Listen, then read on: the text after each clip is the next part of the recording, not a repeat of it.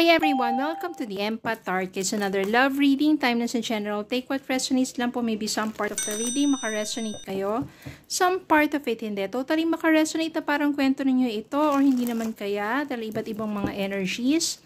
Tingnan po natin kung anong love connections ito, lessons in life and guidance ang ating mababatid sa reading na ito. Spirit guys, send me messages, anong love connections ito, lessons in life and guidance na nais mong ipapatid sa amin, mga aral at gabay sa buhay, pag-ibig and life in general. More messages sa Spirit Guide. Okay.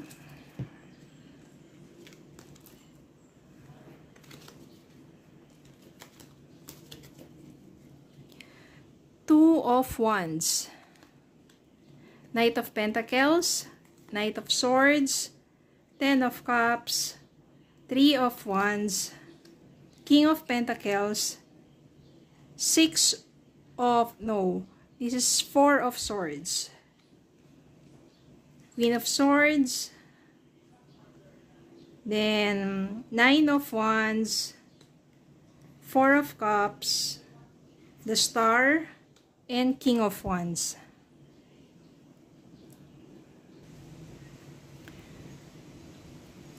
Queen of Swords. So, bilang Queen of Swords, ibig sabihin, totally tinapos mo na yung connection mo dun sa person mo. Kasi siguro it's too much na. Parang hindi na talaga healthy pa yung relationship ninyo. Kaya ikaw, bilang Queen of Swords, enough na. Kinat mo na yung relationship ninyo, yung connection ninyo, at mas mabuti pang nag-move forward ka na. Pero dito kasi, ito yung mga panahon na ang hirap-hirap gawin na mag-move forward. No? Ang ibig sabihin yan, ito yung mga panahon na kahit hiwalay na kayo, iniisip mo pa rin siya at siya lang talaga yung laman ng isipan mo at ng puso mo. Kaya kahit may mga taong nandiyan sa paligid mo nagpaparamdam sa'yo, ang hirap ng makakuha ng trust mo at ang connection sa'yo kasi nga, maaring naging karmic ang relationship ninyo ng person mo. Pero mabuti na lang at nagawa mo ng putulin ng ugnayan ninyong dalawa. Tapos dumating dito yung times na you are planning na to take other paths. Nandiyan yung mga choice mo na mag-abroad, mag-travel abroad. Hinahanap mo sarili mo at hinahanap mong kapalaran mo. And ito na naman yung foresight mo, just moving abroad. Magtrabaho, magpakalayo-layo, para hanapin ang sarili mo at maging successful sa iyong sariling pamamaraan. Merong someone na tutulong sa iyo. Si Knight of Swords. Siya yung someone na malaking naging tulong sa iyo, especially to clear out your mind. Kasi, para maka-move forward, maaring kaibigan mo to. Siya yung palaging nandyan para sabihan ka na you have to move on. No, since pinutol mo na yung connection mo doon, all you have to do is to move forward. Huwag mo na itali yung sarili mo doon sa nakaraan. Kaya maaring siya yung isang kaibigan mo na tumutulong sa'yo. Then meron naman isang kaibigan pa na magsasabi sa'yo na, tama, mag-travel ka at mag-work ka abroad. Dahil kapag lumayo ka doon sa lugar na kung saan nakaranas ka ng sakit, mas mabuti na lumayo ka doon o maghanap ka ng ibang lugar na kung saan mas mahanap mo yung kapayapaan sa puso at isipan mo. Kaya maaring kaibigan mo to, sige, sumama ka sa akin, mag-abroad tayo, magtrabaho tayo. Yan. And maaring malaking tulong din to sa'yo, maaring siya pa yung maging best friend mo, tutulungan kayo sa pag-unlad. No?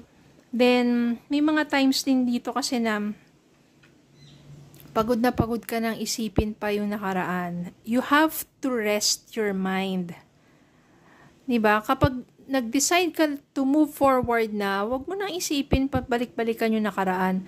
Yung mga lessons lang na yun ang kailangan mong dalhin. At wag na yung mga hindi pa magagandang bagay. So, you have to rest your mind and move forward. Resilient ka naman, ibig sabihin yan, yung mga dumadating na pagsubok sa buhay mo, kahit love life pa yan, heartbroken ka, money and everything, kayang-kaya mo yan Kayang-kaya mong mapaglabanan yan at kayang-kaya mong mapagtagumpayan yan. Hindi ka basta-basta na sabihin natin, nananatiling nakayuko.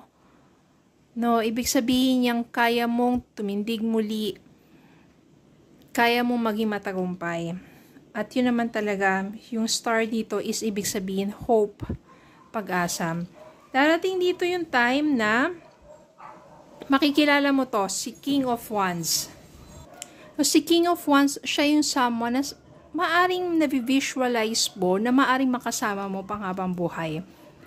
Siya yung muling titibok ang puso mo kasi siya yung someone that's very charming and very attractive siya. Tsaka very passionate. No, maaring si King of Pentacles dito, siya yung si Knight of Pentacles. Later on, naging matatagal yung pagiging magkaibigan at siya yung makakasama mo. Maybe friend mo na magiging business partner mo. Pero si King of Wands dito is someone na masasabi natin siya yung makatuluyan mo. At nandito si Ten of Cups. So si Ten of Cups, happy family to. So ibig sabihin sa mga pinagdaanan mo, may mga kaibigan ka tumulong sa'yo, no, para mas maging clear ang mind mo, set ka ng goals, travel, move forward, work abroad. So much hope para sa'yo. Mamimit mo si King of Wands, very attractive to. Ibig sabihin, good-looking person to. At maaaring siya yung makatuluyan mo. Hindi madali, pero itong pinagdaanan mo na to, it will lead you into a better place, better person in your life. Kaya wag mawala ng pag-asa. Kaya nga nandito si Star, ibig sabihin, hope, inspiration.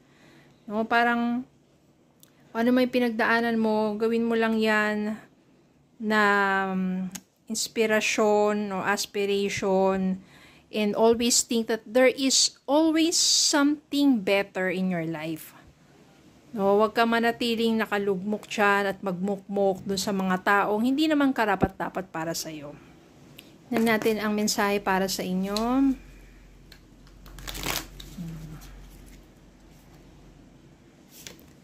Take a leap of faith. Only when you're willing to step out of your comfort zone will you reap great rewards. Ayan, step out of your comfort zone, ibig sabihin niya yan. Move forward, travel, explore. Diba? Pay attention to signs. The synchronicities you have been noticing are not coincidences. So, ibig sabihin, maybe, pag nakita mo yung sign na makita mo na si King of Wands, maybe siya na yon.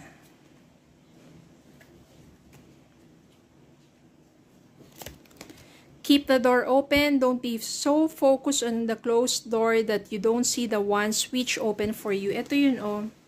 Si Four of Cups. Ito ibig sabihin niya. Keep the door open. Don't be so focused on the closed door that you don't see the ones which open for you. So, maging open pa rin ang ating puso sa mga possibilities for love kasi meron naman talagang someone better, something better. O, yun ang nakalaan para sa'yo. Okay, so yun lang po. Maraming salamat po for watching. Please don't forget to like, share, comment, subscribe, follow me on Facebook and YouTube. Have a good day po and God bless.